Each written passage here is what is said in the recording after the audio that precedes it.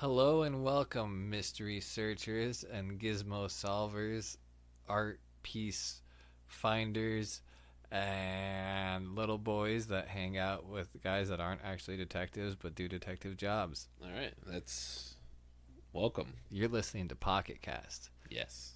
My name is Fletcher. His name is Ed. Yep. He can be found at Unique Horn. That's horn with a zero instead of an O. Yep. There we go. This is, you can reach me, Gaptooth MF. That's right, on Twitter. We also have a Facebook page. I believe it's Pocket Cast with an exclamation mark at the end. There's a space between Pocket and Cast. I think so. There's a little confusion. If you look at our artwork versus our name, those two are different. There is another Pocket Cast that's out there, but they don't have a space, and we have a space. Yeah, and that's what makes the difference. Is that honestly, those guys kind of suck.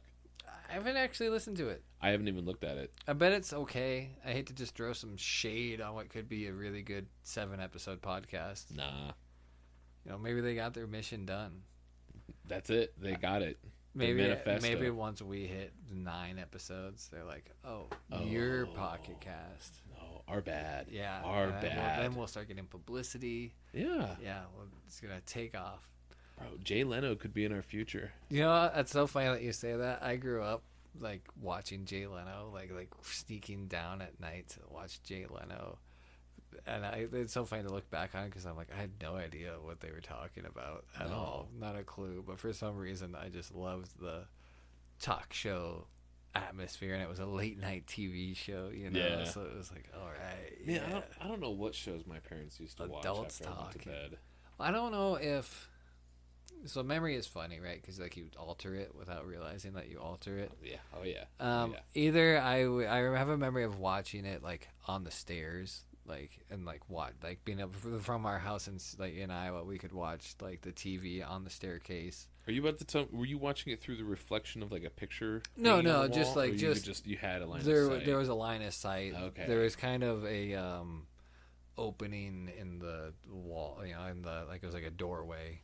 Sure. That you could go through. There's no doors or anything, but it was just that big opening. Sure. So part of the TV you could see from the stairs. That's wild because I thought that's where you were going with it for a second, and I was like, oh god, I'm about to question my entire childhood because I'm like, I have a distinct memory of sitting on the top step of the stairs and being able to watch TV through the reflection of a picture hanging on the wall or something. We definitely I could have, I guess, because we had pictures hanging there, but there was no need to. Yeah, no need to obfuscate on my account. I think if you can see the reflection, you can probably see the original image, right? I don't remember what I watched. I do remember. Was it the Twilight Zone or something? Maybe my parents were watching. I don't remember. I don't think your parents were watching the Twilight Zone. Yeah, that's a good point. You weren't a baby in the 70s. Well, I remember. I don't even know when the Twilight Zone came out. Maybe it's later than that. I don't know. It's black and white though, so I don't feel like it's I feel like it's fair to say it's 60s. Yeah, it could have been watching reruns. Yeah, it could have been reruns. I watched so many reruns. I remember Murder Mysteries. Right? Isn't that just the name of it? Murder Mysteries? It could be. I don't know. It had a partially animated intro for an adult late night TV show. I don't know anything about it. I feel like my family was always trying to get a deal on TV, and so for a while we had I want to say it was Canadian DirecTV or something. I don't know why, but we had all these Canadian channels and TV shows. Interesting. Ghost Rider was one of them. Ghost, the TV show, or yeah, it was a TV show called Ghost Rider. Okay. And it was where this ghost could take. Say for this, there's an ACD poster hanging behind Ed. Yeah. And at the top it says AC Lightning Bolt DC, and at the bottom it says for those about to rock. So Ghost Rider would be able to take only those letters and create a message for these kids that were trying to solve a mystery, because this ghost was helping them all the time solve mysteries. But the only way he could communicate was through what letters he'd already been given in certain scenarios. Interesting. Yeah. Okay. Yeah. Yeah, I've never heard of that. No one has, because it's Canadian TV. I'm sure awesome. Canadians have heard of it. I'm sure there's some I people up north that are like, fuck yeah, All Ghost about Rider that was my shit. shit. There's a show called Reboot that I really liked. It's Okay. really cool. Is It's it about a robot? It's Oh. about programs inside of a computer, Mm-hmm. and it's some of the earliest like CGI television show like Really? going on, and it's 90s, so it doesn't Okay, look yeah. great, but Doesn't look bad. it doesn't look great. Okay, all right, yeah, that's fair. That's fair. But it's 90s. once again one of those like it was mainly broadcast in Canada and eventually it was brought down to America. I think Cartoon Network might have picked it up eventually, Oh no shit. but for the longest time I'd seen it years before because of this weird ass Canadian television. Yeah, That's awesome. man, we lost track there. No, we found the track. We are Pocket Casts. Yeah, what did we do? We We- do a podcast. About the DS and the DS library, all of the North American games. Yeah, we're playing them all. I mean, I'm open to other games too. What are you telling me right now? Like, I'm not saying I'm gonna add in Japanese games because obviously we wouldn't have fun. I mean, maybe we. There's some I'm sure that you can play without translation, but Oh, I'm sure without- there's a I didn't lot of consider good the lack of games. translation. Yeah, that's what I'm saying. Ooh. When Yeah. yeah. But if there's like a European game, Oh, well, it's That- funny you mentioned that because I don't know if you picked up on this, but we just played the UK version of Professor Layton in the Curious Village. I did not pick up on Everything that, was in no. pounds. Now, I didn't think anything of it other than like, oh, maybe they just picked a or not monetary. I mean, yes, a monetary system, but an arbitrary monetary system from another country. Like obviously the professor is like they're not American. No, everyone's very clearly like Eastern European or European. something. I don't know, European. but it's not. So that would it made The sense. little to kid me. at one point says "core blimey," so I don't even know what that means. I know what blimey I means. recognize it as an expression, but I don't know that I can give you a direct translation of it. This past 2 weeks, this fortnight, we fortnight. played Professor Layton and the Curious Village. Woo! Bro, I was so pumped for this game. I was too, especially after our last two games. Mm-hmm. This was definitely nice going in. Booting up and seeing, is it Level 5? Is that what the studio That's is the called? developer, The yep. developer. Level 5 is just, they have so many great games. And so seeing I Level was 5 pumped, instantly, dude. I'm just like, fuck. Let's go. Yes, let's do this. They made a game that we talked about on the first episode, the Attack of the Friday Monsters. So that's one of my. They published that game. They didn't Okay, develop okay. that game, but there is a heir to Level 5 games. The first game on their list of developed games is Dark Cloud. Have you ever seen Dark Cloud? It was a very cool action RPG on the PlayStation 2 that I remember watching my cousin Casey play. Okay. A ton. I remember a very specific summer vacation. He would play a game that nobody's heard of on the PlayStation. I don't think no. So I'm gonna back you up there and say that that's not no one's ever heard of it. A lot of people have a very special place for Dark okay. Cloud. Maybe Dark Cloud 2 is specifically what I'm thinking of, but Uh-huh. those two games people really appreciate and enjoy. Did they have a DS title? For the Dark Cloud series. Yeah. I don't know. I didn't do too much digging. I just kind of went through the list of Level 5, just curious that's of what fair. they'd put out. And besides these 3 games, I can't think of Yeah. much else now. To my knowledge, they did do all the other Professor Layton games. Oh, yeah. Obviously. Oh, yeah. And they just have quite the presence on Nintendo. It's a dude. It was a clean polish through and through. You were really surprised, I remember saying to me, about the sound. Oh, dude. So, especially after rating our first couple of games fairly well from an audio perspective, either from their music and the composition or the quality, bro, the first you start a new save file and immediately you're met with pretty damn good full dub. Fully animated cutscene. It was insane. Oh my god, I was like jumping up and down. I was like, holy shit! I didn't know it could do this. It looks so good, Oh, too. it's so nice. It's beautiful. Beautiful. Dude, it's putting everything to shame. And I'm like, oh no, we should have not played this game so early on. But it was a breath of fresh air. I'm curious to what you think about the cutscenes actually, because we got better. We got our first two games were from 2009. Yep. This game is probably, I'm gonna say, 2005. Maybe even earlier than that. And I think because of that, in the cutscenes, the opening cutscenes, I almost feel like Solo 2 Robos is better. I feel like both of the last two games is almost better, only in the lack of pixelization. Because there's a little bit of pixelization that you get with the Professor Layton cutscenes. But the art style. The art style is so good that it doesn't matter. I have to give it to. Hold on, let me look and see who it was. There was a studio that did. It was PA Works, Progressive Animation Works, did all the animations for the various cutscenes in the game, and I feel like I don't want to disagree with you about Solo 2 Robo and the quality and how high, like, just they were ascending heights with those animations. Well, they were much later on. True. Yeah, the technology is thoroughly established at this point, sure. But I feel like the difference between is at that point it was known this is what we can do on this platform with these animations. And I feel like Professor Layton was like, we don't give a shit. This is our art style. This is where everything is going. Everything is thoroughly fleshed out. And I felt like, was it as visually impressive at times as some of the stuff from Solo 2 Robo? Maybe not.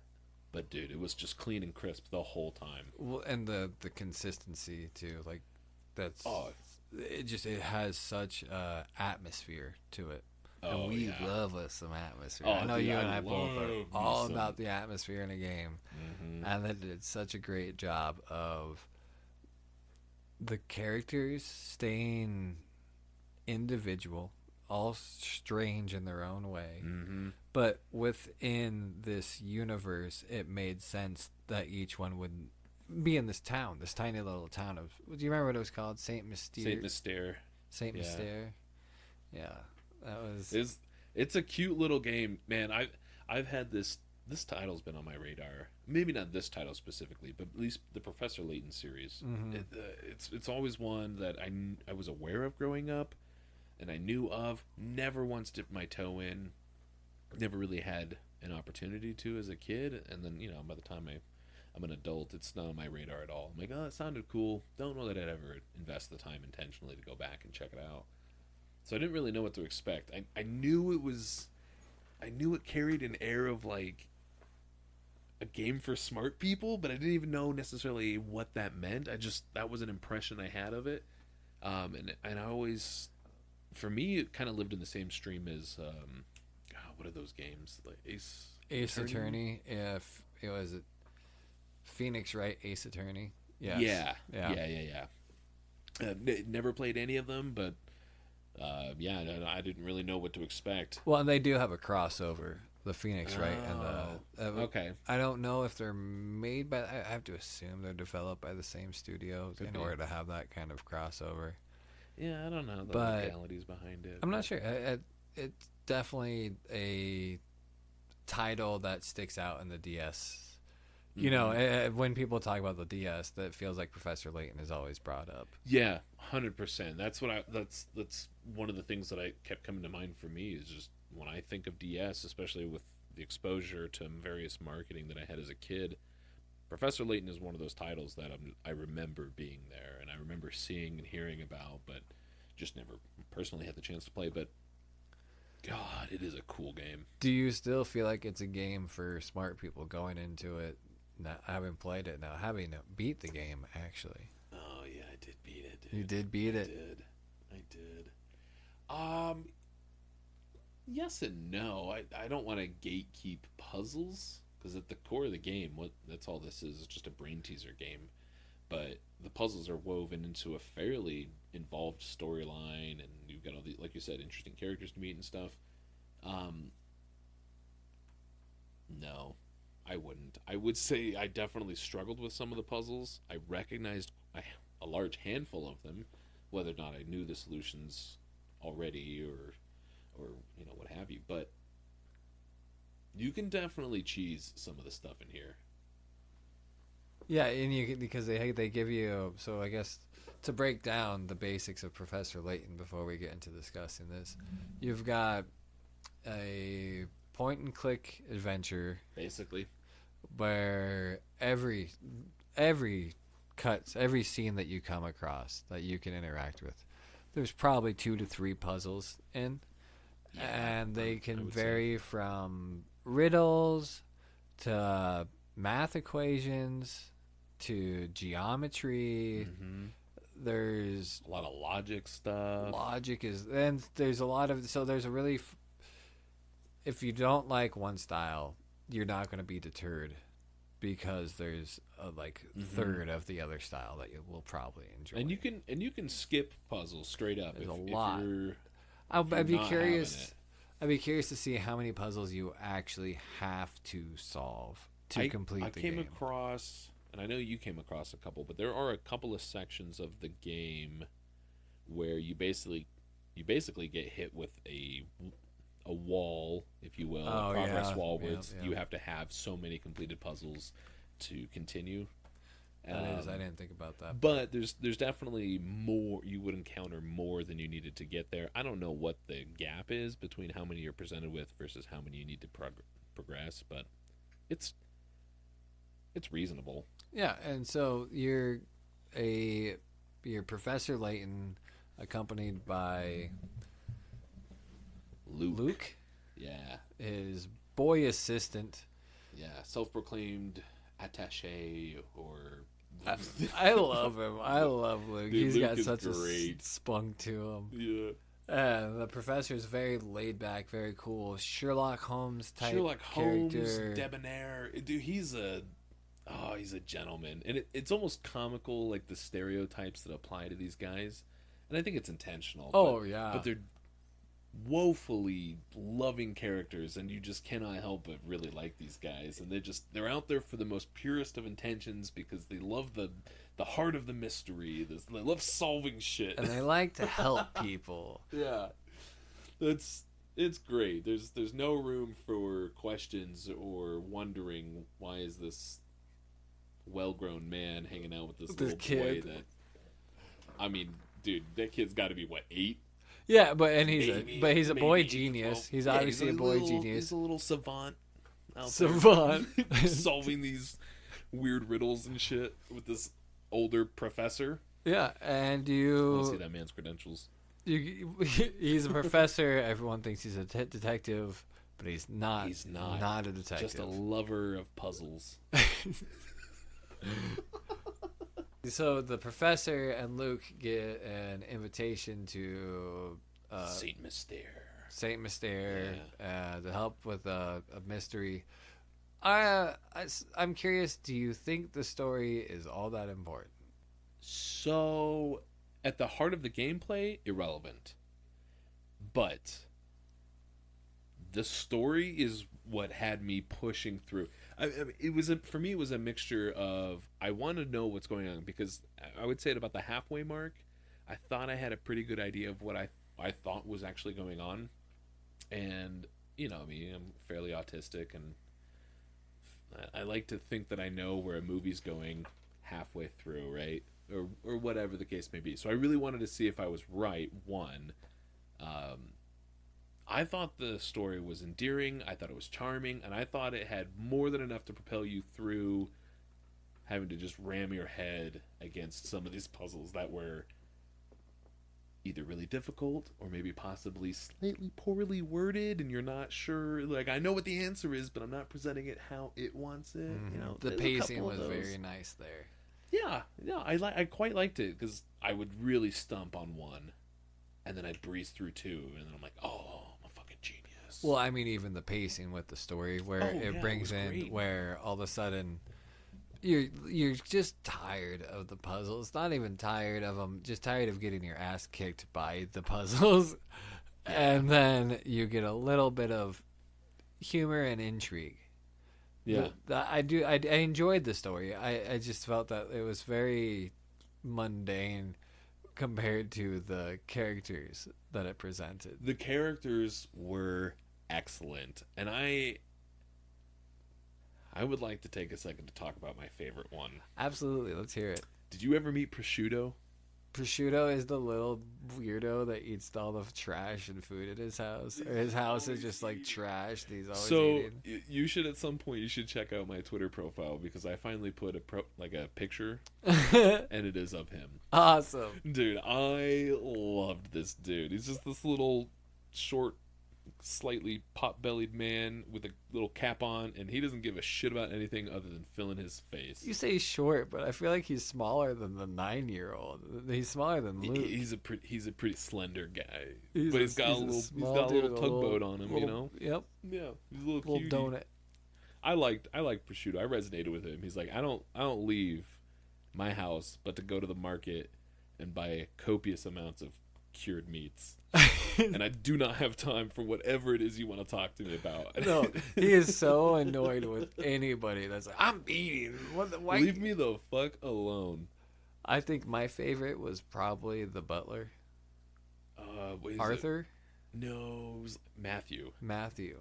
I did like him too. And his something about his just design, his 2D character design felt so aside from the stylization of literally everyone else. I thought, I don't know what it was. Everyone else typically had a lot of overpronounced, lengthy, I felt like everybody was drawn out and had very slender and elongated pronunciations, whereas Matthew is short, stout, dude. He looks like Winnie the Pooh if you scrunched him down with your fingers.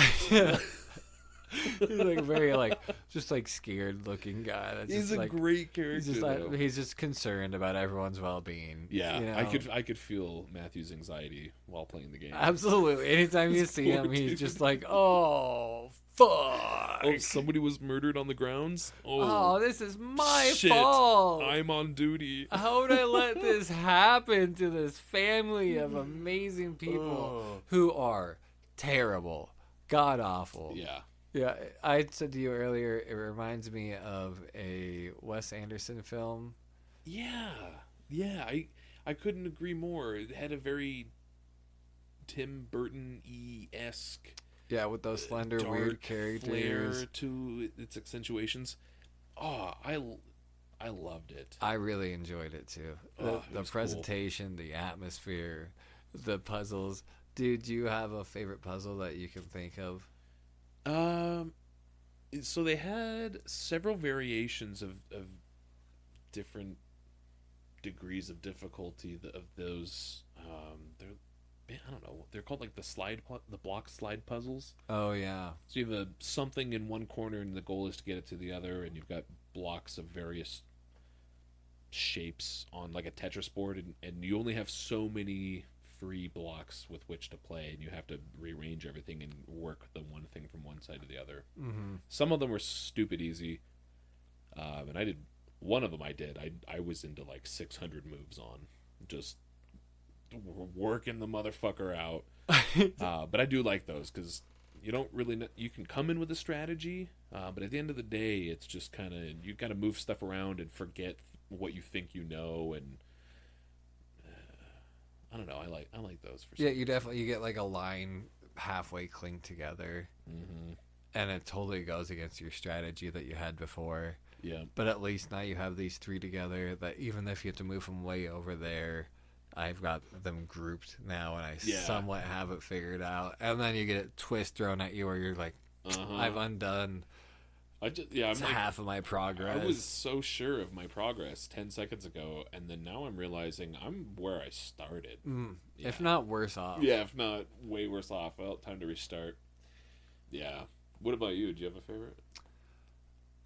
I think one of my favorites was one that I really disliked, but now that I think back on it, I really enjoy it, was the lazy guard that wants to take as few steps as possible through the...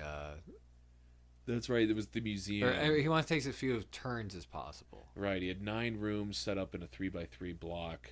Each each with a door. It was basically like one open room that had like Yeah, false pillars walls. Yeah, at each of the points. Yeah, so there weren't that one. That one threw me for a second because I thought it should just be a circle. At one point, he doesn't need to take any turns. He just does a circle. Yep. I was thinking the same thing. It's like it's not a like, turn if "Fuck you're you." just always turning. It ends up being that like Just go through them diagonally, and it's just so duh. It was duh, but I felt like as far as the puzzles go, I felt like that's where the shortcoming of the representation of these puzzles and the DS itself came to play heavily. And it's for me, it was really the only time that I struggled with anything, and it wasn't on a lot of the puzzles, but there were a few where it was more of a free flow where you're not interacting with designated points on the puzzle as it's presented to you. Like you have these blocks, you can move them, or you connect the dots, or whatever it might be. It's you have to kind of draw something, Yeah, and it's a little bit more interpretive.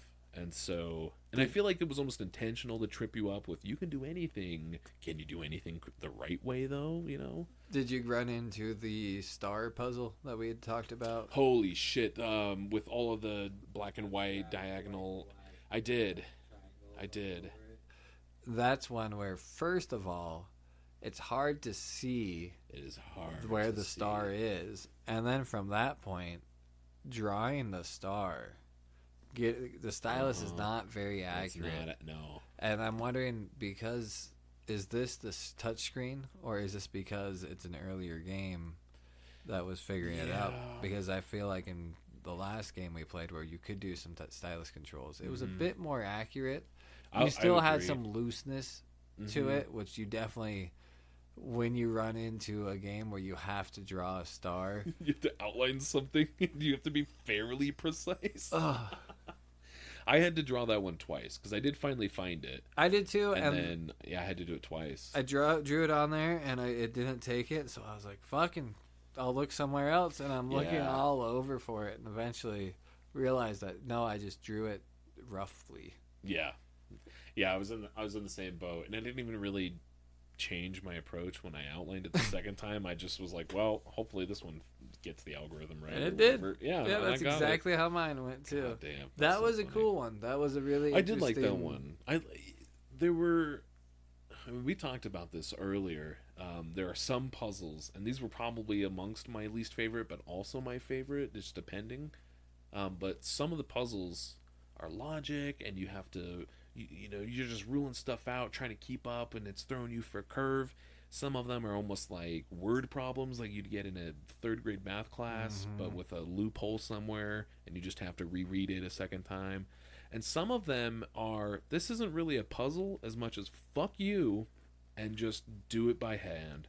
You have to slog through the atrocity of whatever tedious activity we've presented before you, and you just have to not go cross-eyed. There is no trick to it. You just have to slog through and do the work. I think one of the best examples of that is that you run into multiple of these where it's, I was asking my dad how old he is. Oh. And he's double the age plus 10. Yeah. And it's just like, and like you said, it's where you just have to write out. And luckily, you have the stylus and the bottom screen to just start writing out. Dude, I straight up grabbed a notepad at one point. I was like, I am really, really bad at math. I'm pretty good with words. Pretty good with the logic ones. Geometry, I'm all right with. Yeah. But you get into these, figure out based on these 3 different algorithms what the answer is going to be. And I just get so frustrated and instantly walk away from that puzzle. I feel that. I am fairly proud of my completion statistics. I looked it up. I think there's 120 total puzzles. And I found it was, I think, 78 or 88. Whatever the number was, I completed all but one that I found. I only skipped one. Do you know which one you skipped? Yeah. I don't remember exactly which one, but did you ever make it past the clock tower? Yes. Okay. Yeah, you would have had to because that's where prosciutto is. Yeah. Okay, so did you ever talk to the? Oh wait, no, this was in the tower area. I think after it's on the other side of the marketplace, which is past the clock tower. Yeah. Okay. There's the lady, and she's looks like she's holding up like a hand of cards or something maybe, and she's got weird pancake titties that are like up on her chin for some reason. Well, she's holding some cards, and the only puzzles she ever gave me were cards, and she only appeared like kind of pretty late in the game, and then she only reappeared for me even later in the game. But she only gave you like these weird card puzzles, and it was one of them was I have. Oh no, I do remember the exact one that I skipped. It was something to the effect of you put all 52 cards face down, randomly scrambled, on a table plus one joker. What are the odds that you will pull all four aces before the joker? And I was like, no, I don't know that math. So I pulled a hint. And it's worth noting that every time you get a hint on one of these puzzles, and the most I think you can ever get is three. Yeah. I don't think all of them have three, but most do, and it's only three. But every time you do, you have to use a hint coin, and those can only be found by spamming random areas on a given location within the world, and maybe there'll be a coin there. But there's a finite number of those. Anyway, so I burned through the hints, and like the first hint was something to the effect of, you don't need math to solve this one, just think about it a different way. And I'm like, so I think I burned all three hints, and I had no idea. I threw a couple of guesses in there, and I was like, fuck that. Did you ever look up what the answer was? No, there were a couple that I think two or three that I did look the answer up to, and there were only ones that I was like very confident that I knew what was going on, and thought that I was probably getting caught up on some weird gimmick that didn't translate well. One of those ended up being like that. I couldn't tell you which one, and the other two I was just dumb. Yeah, there's only one that I looked up, and it was just me being dumb. Yeah, that always hurts your pride a little bit. Well, let's see if I can word this right. 1,000 of these equal 2 of these. Right. Isn't that what it is? Yeah. And I just start thinking immediately, oh, Roman numerals, X. Oh, that's actually pretty. I mean, it's wrong. I mean, obviously, it is wrong, but I mean, there's so many with zero context and not having any other puzzles like that. Like you come into that like I have no idea even where this is starting. I'm thinking from. X. I'm thinking L. I'm thinking different Roman numerals, and it ends up being, spoiler alert, 1,000 millimeters. Yeah, one meter is 1,000 millimeters. Yeah. And it makes it's so duh. It's so obvious. I even at one point thought about centimeters. Oh, but yeah. C to CM, nope, that doesn't work. Yeah. I was right there. Yeah, I had the apple in my mouth, man, and I just missed it. Dude, this definitely. And I thought about. I think you said something about it at the end of not last week, but our last episode about. Seeing this game or one of these titles as a kid and thinking that's a game for smart people or not being smart enough to play it. And I kept thinking about that this whole time. I'm like, I would have gotten nowhere in this game as a kid. Like, I would have probably gotten a handful of these, but I would not have made a lot of forward progress. Yeah, I know. As a high schooler, I did not. Nah. I don't think I made it very far at all. Just also realizing I was like, there's no way I'm going to make this through without looking up answers or using tons of hints. I did use a lot more hints than I wanted to, I'm not going to lie. Yeah, and at that point, you're almost like, why am I bothering playing this game if I'm just going to look up the answers? This time through, I did not do that. I felt fine using hints. I was... Yeah, I did pretty well with hints. The only time where you run into a problem with hints is that there's a puzzle I want to solve, but I don't want to use my hint points because there's a puzzle I will have to solve in the future to progress the story. Yeah, it's gear fear, but with hint points. What is gear fear? Yeah, gear fear. I don't know that I could say with 100% certainty that it was invented or coined for this genre of games, but I learned about it through playing games like Tarkov, like Escape from Tarkov. But the idea that you go into a raid, you pew pew and you collect loot and find some gear, you kill another player, maybe he's got really good shit, so you pick it up and you only get to keep what you successfully exfil with. You die, you lose everything on you, right? So the idea that you might amass some really dope shit, but if you take it in, you risk dying and losing it, and so you have gear fear. So you hoard all this really good shit, and you're too afraid to use it because you might die. Got you. Yeah. Yeah, but with hint coins. Yeah, absolutely. You absolutely have that feeling. Oh. And it does say at one point in the game, at the beginning, about hint coins. Mm-hmm. They tell you that they're hidden in these precarious places. The first one it gives you, isn't it like a barrel that's kind of moving? Yeah, it's shaking. And so you click on it. That was very misleading. Because the rest of them are... No, there are none that are like moving or animated. It's just... And you also have where I go into the town itself. So you walk in. The game is presented as hand-drawn images. Mm-hmm. And there are then on top of it some of the characters kind of in their idle animations. Yeah. And then you have a choice to interact with objects, or you can click on the bottom right where you've got a shoe, and that then will bring up arrows on your screen where you can decide where you're going to traverse. And it gives you, there's only so many arrows, so you kind of have a predetermined destination. Dude, late game, arrows everywhere. Oh yeah. The main place in the village, which I think starts out with two or three. Yeah. Oh yeah, I think you're three because you main unlock junction the clock. within the town. So you can go back or down, and you can go left and right.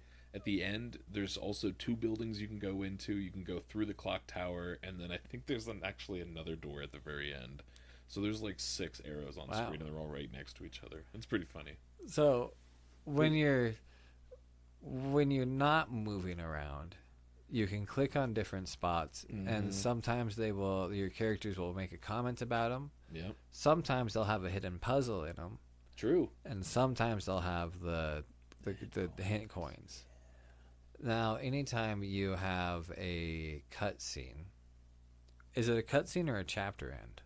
So it depends. I noticed that in the earlier parts of the game, like you have a lot of front-loaded animated cutscenes, setting up the story, blah blah blah, and then because the story does make a lot of moves where you find you arrive at this place because you were invited. Holy shit, you were invited. There's this challenge that's been distributed. The guy dies. He's like, oh my god, whoever can solve these puzzles and find my golden apple will win my inheritance. And so people are all, oh my god, we're gonna solve these fucking puzzles and get a lot of money. And so at the beginning, you have all these cutscenes setting it up, and then basically you're given an objective, and you try to hunt down that objective, and then usually after you finish the main objective, that concludes a chapter, and then you get a fairly drawn-out cutscene introducing the next leg, and then it's that point and click, moving around, solving these puzzles, talking to people. But then towards the end, there's a lot more cutscenes again, and there are some long cutscenes in there, bro, and I was stoked on every single one of them. I was never upset that there was a cutscene, dude. It was so awesome. It's a good sign. Yeah. Very, very fucking pleased playing this game. I had so much fun. It was okay. It was all right. Yeah. It wasn't Valorant, but, it was all right. I think I'll take this over Valorant. So, anytime you have a cutscene or a chapter end, your hint coins will reset, but not in the same location where they were before. Yeah, but spots that you've clicked, before may now have a hint coin there. Gets a little tedious. It does get a little tedious. You end up just you come up on a place and you're just machine gunning the screen. And I don't think we've mentioned this, but it's worth noting. 100% stylus. This game does not have button controls. It doesn't have any. No. Not even for dialogue. You might be able to hit A or something to like. You may also be right that it is all 100% touch. Because you even from the main menu, you have to touch the screen to select new game, continue, or whatever the third bonus. Yeah, you're right. Yeah. There is no D-pad control or button control. And I loved it. I fucking loved it.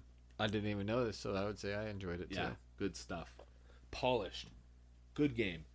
I loved it.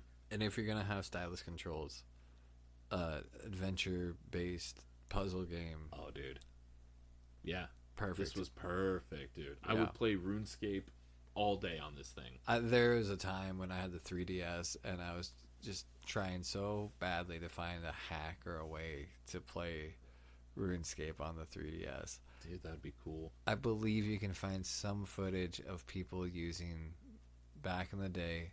So there was a DS web browser, and you would get the game, the cartridge, and then the cartridge also came with a memory pack that would plug into the GBA slot, right, to give it the extra memory that it needed to web browse. Shit. And so from there they would get on to RuneScape. It looked terrible, super laggy. Yeah. I mean, they're playing it on the web browser version, which you can't even do anymore. Oh no, yeah, that's terrible. It looked pretty rough, and then I can't remember if I ever found anything on the 3DS. I mean, I guess you could have done the same thing, given the time frame allowed for you to play it in a web browser. Man, I remember being in the computer lab in like probably 9th grade, just discovering RuneScape for the first time, dude. Cooking some shrimps. I wanted so badly to play that game and just know more about it. It looked so cool. I only played it like 2 or 3 times. Some dude he was like, "Yeah, man, I've been playing this game for a long time. Have a bunch of this shit that I have. It's really cool." And I'm pretty sure he gave me like an obby cape, like the obsidian cape, and some other gear. I had no idea what it was. Yeah. I was just like, "Oh, sick, thanks, dude." And then I got wildy lured and PK'd for everything, of course. Oh, yeah. And that was about it. Yeah, then you walk away from the game. Yeah. Absolutely. Like, I think I had a really similar experience to that. Dude, I don't think there's anybody who's played RuneScape that hasn't. Honestly. No. I don't think I even actually got PK. What'd you call it? Wildy lured.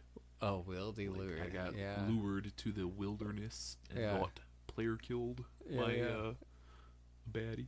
By a baddie. I think I just got baited into like a NPC, a monster I couldn't beat, and then they probably took all the shit from me. Yeah, because I didn't come back in time. Yeah, dude, I wasn't playing games, but like I'd probably watched my grandma play Ocarina of Time a couple of times, and probably played it in 9th grade.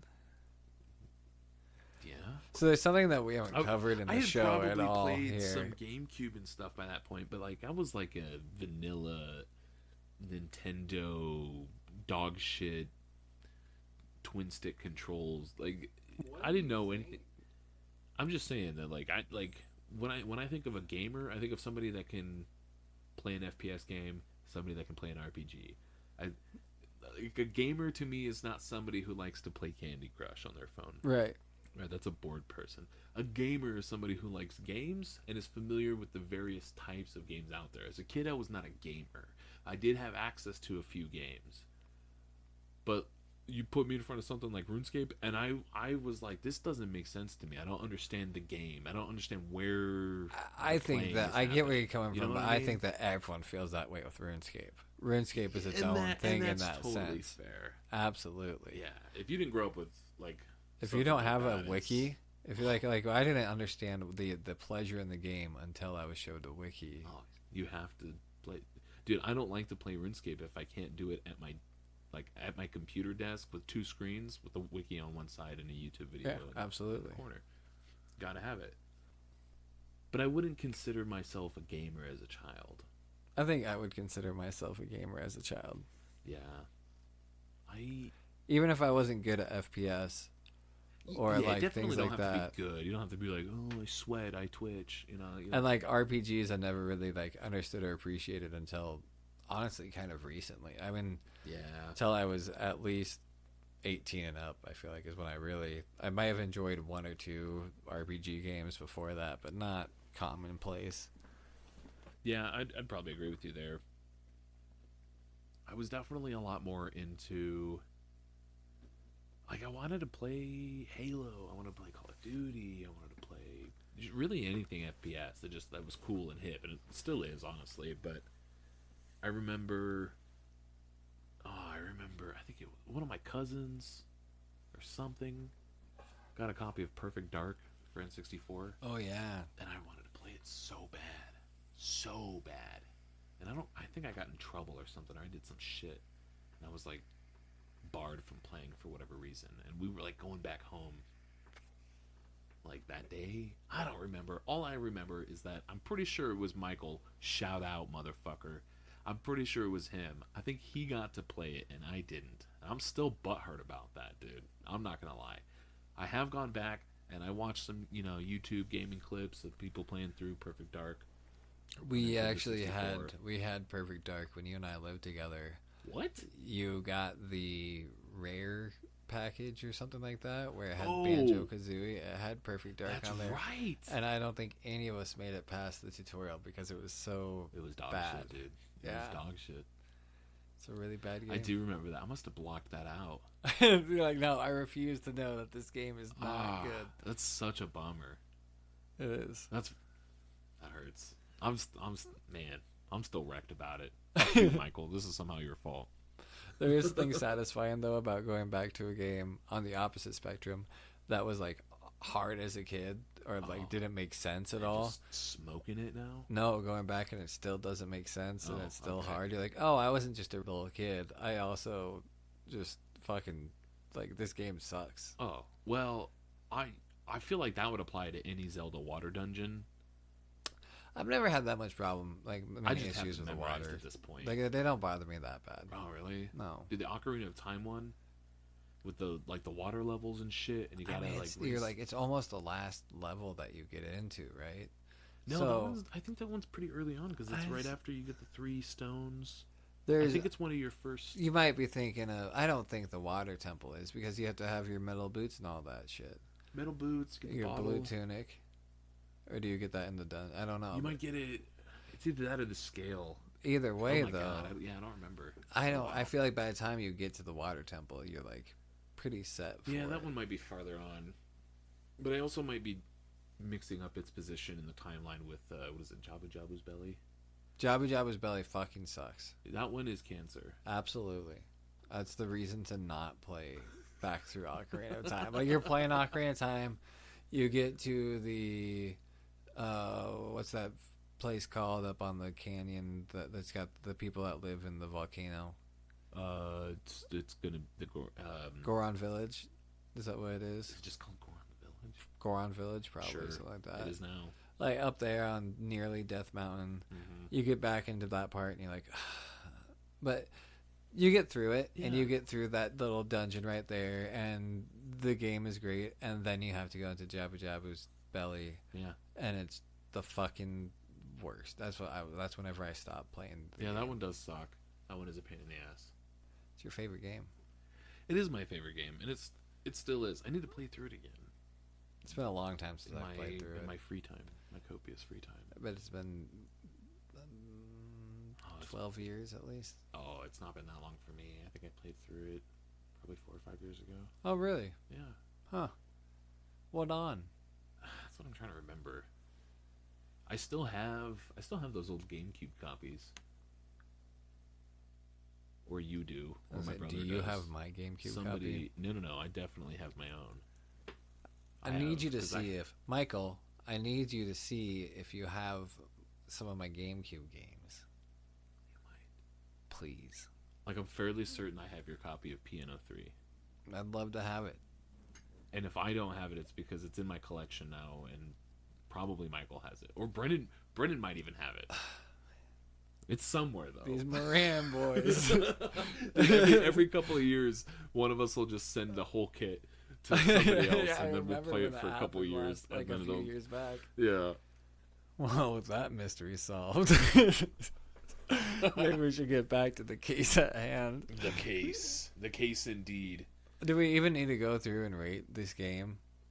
I think we could just be like 9.9.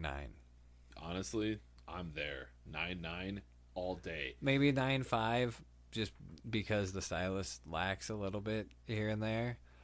It's not bad. I struggle to find a flaw. Yeah, I don't. I mean, honestly, the only time I could see somebody going, yeah, it wasn't really for me, it's because they don't like puzzles. Yeah, or they don't. It's just not their flavor of game.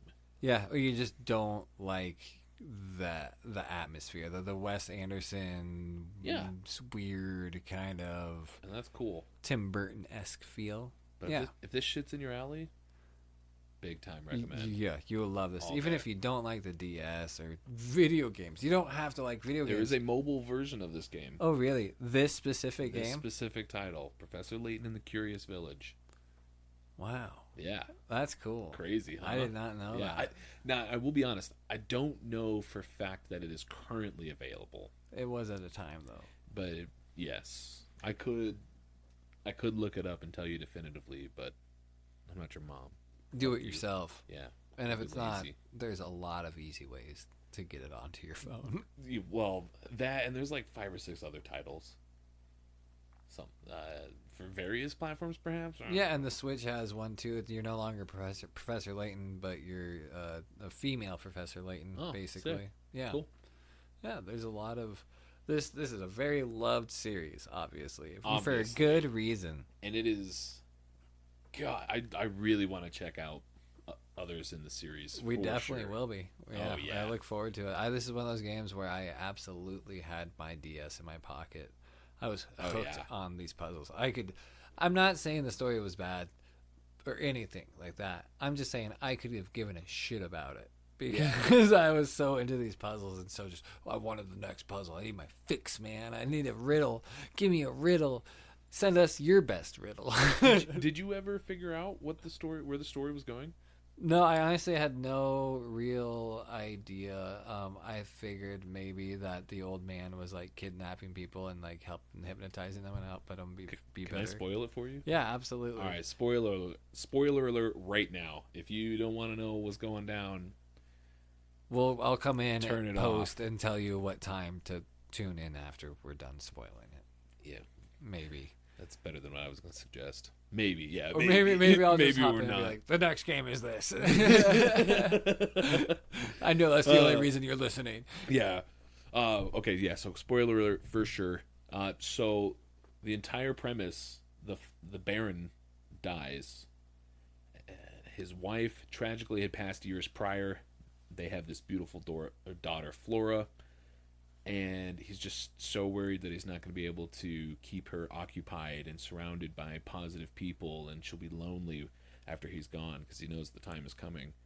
And so Bruno, who was the unknown character that you were talking about earlier, the old man with the sack that was seen kidnapping this guy Ramon and suspected of perhaps killing Simon,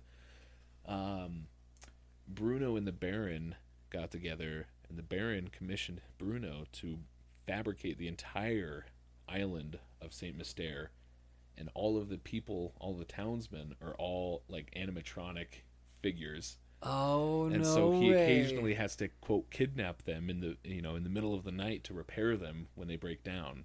And so the towers where he does all of his secret work, and occasionally when the machines are running and the towers making all these spooky noises, people mysteriously disappear in the night, but then they also mysteriously reappear as though nothing had happened later. Feeling better than ever. Yeah.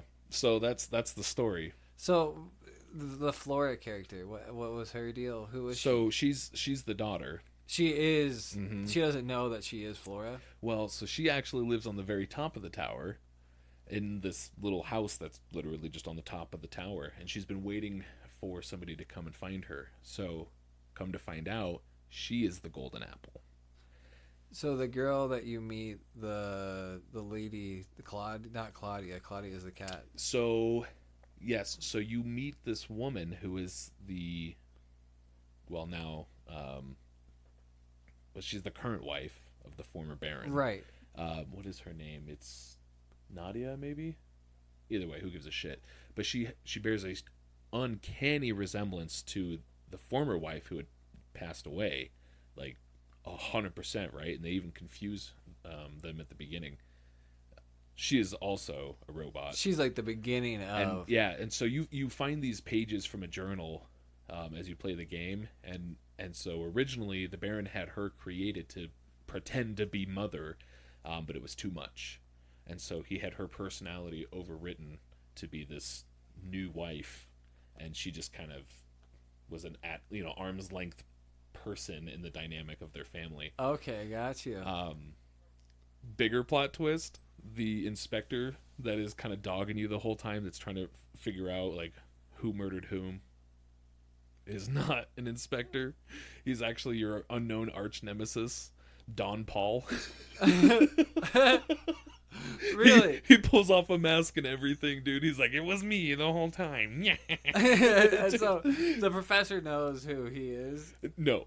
He's like, I've heard of this guy, but I actually don't know. and this character, Don Paul, makes these he makes these mentions to suggest that there was some slight in the past that was very obvious and should be well known to you, and that's why you're my arch nemesis. And Luke's like, you know this guy? And Layton's like, no, I do not know this guy. I have no idea why he's after me or what he's on about. Oh man, I'm down. I want to keep playing this game. I want to see this. The story really pans out. It's really cute. There's still like I mean I revealed a lot, but there's more to it. There's so much character and flavor, and there's a lot of little nooks and crannies that the game doesn't make it apparent to you that you can visit or that you'll be able to go to, and some of them might be fairly obvious. But there's a lot of hidden depth in there. I liked it. I enjoyed the shit out of it. 9 out of 5. No, wait. 9.5. Out of 5. Yeah, 9 out of 5. I'm good with 9 out of 5. 9 out of 5 it is. That's a good rating. I know we had talked about it before we started recording, because this is about the time where we usually do our little Wheel of Death to randomly select from pre-selected titles. Right. But you and I were talking about saying fuck that. Yeah, I would like to play Dementium. I think I'm saying that right. Dementium: The Ward. It's a first-person shooter horror game. I've played it before. I really enjoyed it the last time I played it. I would really enjoy playing through it again. I'm so down for it. I think an FPS would be a nice change of pace. I think I might have said that last episode. A change. It'll be a huge change. I would also like to say, first of all, hey, thanks for listening. I don't think we've ever said that, but thank you for listening. We love doing this. We're going to continue to do this. Enjoy listening some more. And if you have a game that you want us to play, send it in. I guarantee that we will play it. The list is just basically kind of what we have an idea of what we want to play. Sometimes we throw it in the randomizer. Mm-hmm. This time we're just straight up picking which one we want to do. Yeah, there are no rules. No, not at all. No. Throw it to us. We're Pocket Cast. Yeah, this is not a democracy. We do whatever the fuck we want. Yeah, it's free range. Yeah, we eat butts. We eat butts and we like it. Yeah. Also, it would be cool to get like other people on here. Absolutely. I told you before, Lexi will literally slit our throats in our sleep if we don't have her on at any time we do a Kingdom Hearts title. So yeah, I'd love to do that. We can definitely throw that into the mix. Yeah. Yeah, send in your game, and if you want to, be on the show with us. I'm sure we can figure out a way to make that work. It's easy. Yeah. This is the easiest thing we've ever done.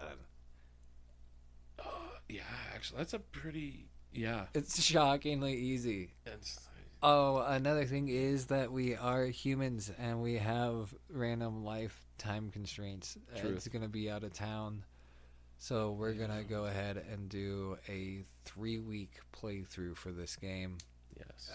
I don't know if it's going to come across affecting at all the way that our editing and distribution goes out. We try to make it so that every 2 weeks the podcast comes out. That's the goal. I don't know exactly how well we land on that. Whatever. Don't put Subscribe it on the to us. We'll just pop up whenever we have a new episode. Yeah. You've kind of got an idea of where we're gonna be. It'll be a fun little like surprise of look at this refreshing little. I didn't know I fucking could do hate this today. Wednesday. Let's do this. This make Wednesday way better. Yeah. And we're not making money off of this, so it's not like we give a shit if it's consistent. No, not at all. Like us, don't like us, we don't care. Fucking no. No. But don't like us, send us some hate because we love the publicity. Yeah, make me want to cry. Oh yeah. Want to see a fat boy cry? Yeah. I'll do it for $20. He'll do it for less than that if you make him really sad. But it's got to be really good. Really good. There's some deep cuts. I'm also realizing that I mentioned that there's something we haven't covered. Oh, what's that? Your sheltered ass life. Dude, we don't have to talk about it. I feel like listeners don't even deserve that after 4 episodes. I think that you just got a little taste. This is another next time on Pocket Cast. Yeah, Ed couldn't afford his therapist, and so here you go. Here we are. I can't believe the comment that you had of that you had never played a game really until 9th grade. You weren't a gamer until after 9th grade. Well, then it's not that I'd never played a game.